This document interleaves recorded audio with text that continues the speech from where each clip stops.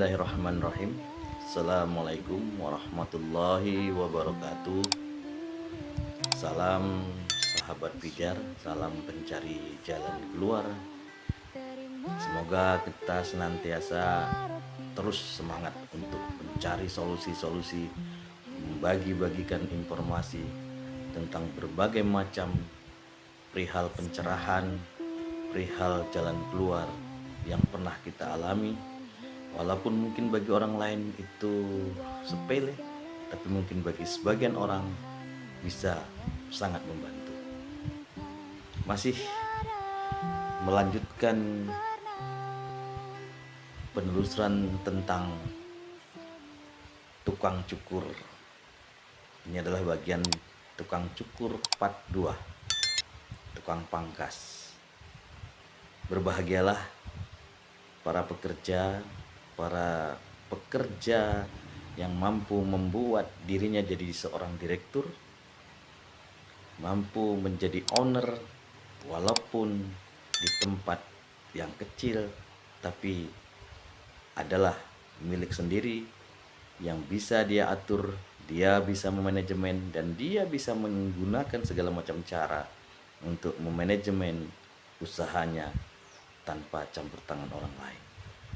Itulah pengusaha besar sebenarnya, besar bagi dirinya, dan dia adalah owner yang sejati.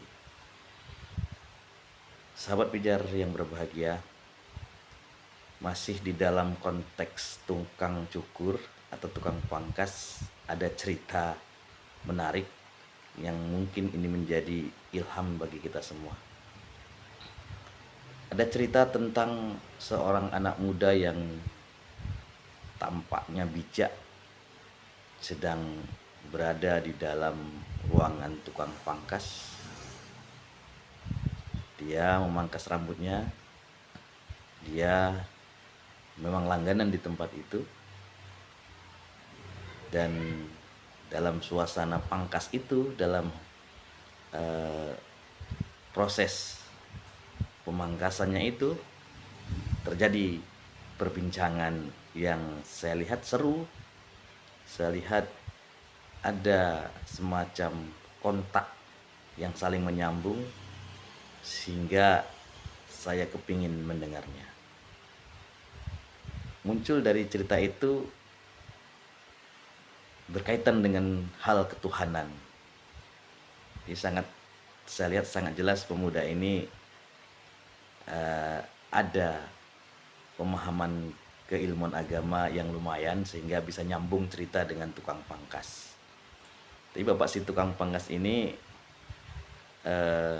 tiba-tiba nyeletuk, "Saya tidak yakin ada Tuhan." "Loh, kok demikian?" kata si anak muda ini. "Iyalah, saya tidak yakin Tuhan itu ada.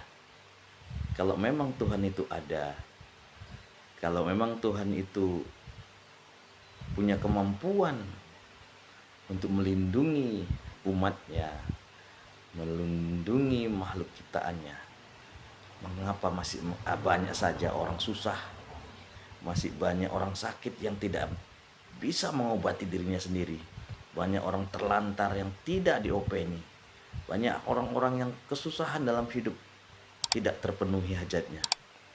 Di mana Tuhan?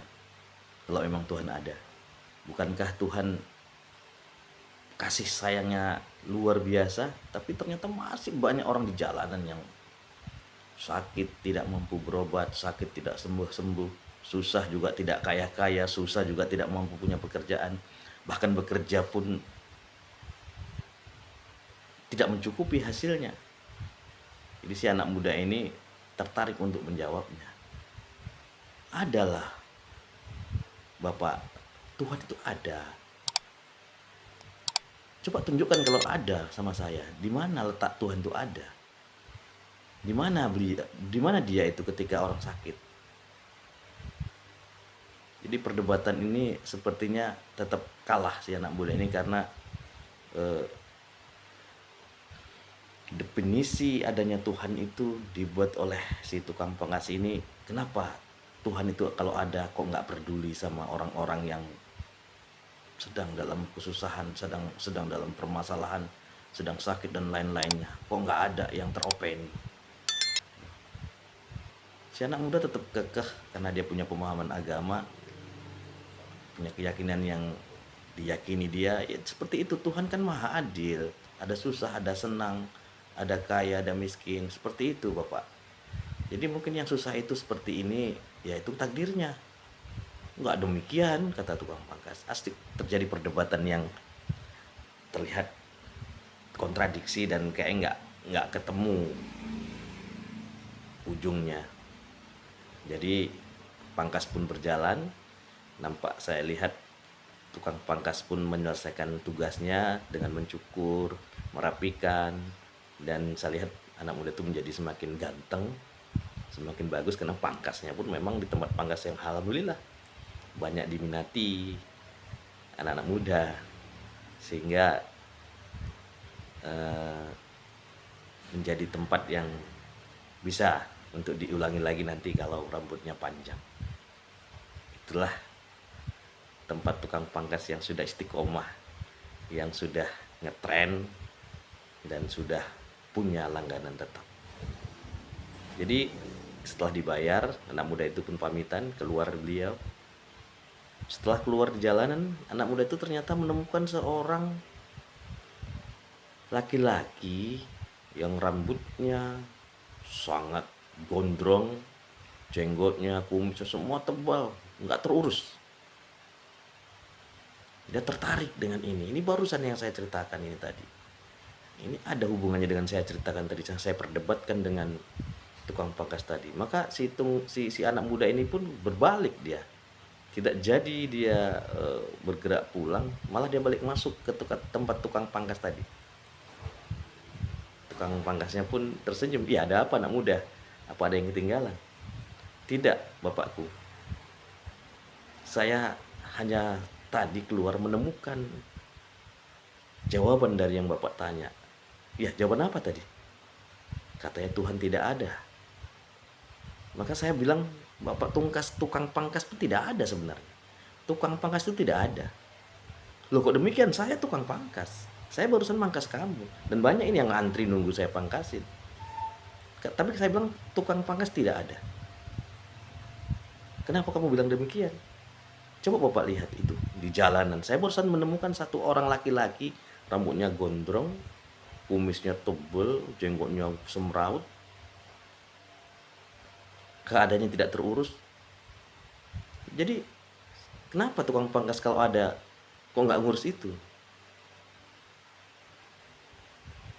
Bapak tadi bilang Bapak tukang pangkas. Tidak, karena Bapak tidak ngurus dia. Loh, mana mungkin saya mengurus dia? Dia kan di jalanan, saya nggak tahu dia ada di mana. Seharusnya dia datang kemari lah, kalau memang mau saya pangkas. Seharusnya dia itu kemari. Insya Allah saya akan beresin, akan rapikan rambutnya, jenggotnya, semuanya saya akan rapikan berganteng dia. Nah itu Bapakku, Bapak tukang pangkas. Seperti itu juga lah Tuhan tadi yang Bapak tanyakan tidak ada. Tukang pangkas ada, tapi ketika orang yang mau dipangkas itu tidak datang, tidak mendatangi dirinya, maka tukang pangkas itu tidak bisa serta-merta memberikan pelayanannya. Maka orang-orang yang Bapak bilang tadi sakit, terlantar, segala macam itu, datangi Tuhan. Tidak mungkin Tuhan itu membiarkan ketika mereka datang. Teringat ketika Allah itu kita cari, kita dekati, kita cintai sebagai upaya penghambaan kita kepada yang kuasa, kita akan maju selangkah, maka Allah akan berjalan ke tempat kita sedepan. Jika kita berjalan mendekati Allah dengan cara berjalan, maka Allah akan datang kita dengan cara berlari. Sebegitu dekatnya Allah. Tapi kalau kita tidak mendatangi beliau, tidak mendatangi Sang Kholik, di manakah letak kehambaan kita? Tukang pangkas itu pun termenung, berpikir, dan tersenyum. Subhanallah. Subhanallah. Dan satu lagi Tuhan, tukang pangkas, sebetulnya Anda pun lebih hebat dari orang manapun, kecuali terhadap Tuhan. Anda orang yang paling hebat di dunia, tapi tetap Anda kalah dengan Tuhan. Anda bisa menyuruh orang yang jabatannya lebih tinggi atau jabatan setinggi apapun orang itu, ketika pangkas di tempat Anda akan dituruti. Ketika Anda mengatakan nunduk, maka orang itu akan menunduk. Tapi ketika Anda berhadapan dengan Tuhan, berhadapan dengan Allah, Anda tidak mampu untuk melakukan itu. Andalah yang harus tunduk. Terima kasih. Mudah-mudahan menginspirasi. Inilah daripada akhir penelusuran kita tentang filosofi kehidupan tukang pangkas, antara Tuhan dengan tukang pangkas. Insya Allah. Wabillahi taufiq wal hidayah. Wassalamualaikum warahmatullahi wabarakatuh.